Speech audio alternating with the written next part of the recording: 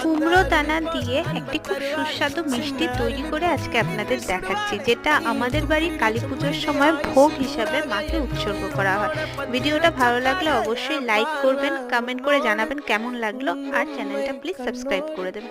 তো একটা প্যানে 1 চামচ পরিমাণ ঘি নিয়ে তাতে পরিমাণ মতো কুমড়োর দানা লাল লাল করে ভেজে তারপরে একটা মিক্সচার জারে কুমড়োর দানাগুলো, পরিমাণ মতো চিনি আর গুঁড়ো দুধ ভালো করে একটু জল দিয়ে পেস্ট বানিয়ে নিয়েছিলাম। তারপরে পেস্টটার মধ্যে একটু ময়দা দিয়ে ভালো করে মেখে ডুবো তেলের মধ্যে গোল গোল করে ভেজে নিয়েছিলাম। তারপরে 250 ml দুধ নিয়ে তাতে পরিমাণে চিনি এবং হাফ কাপ পরিমাণে নারকেল মিক্সারে একটু ব্লেন্ড করে দিয়ে দিয়েছিলাম। তারপরে দিয়ে দিয়েছিলাম অল্প একটু নুন, এলাচ গুঁড়ো আর একটা গুঁড়ো দুধের প্যাকেট।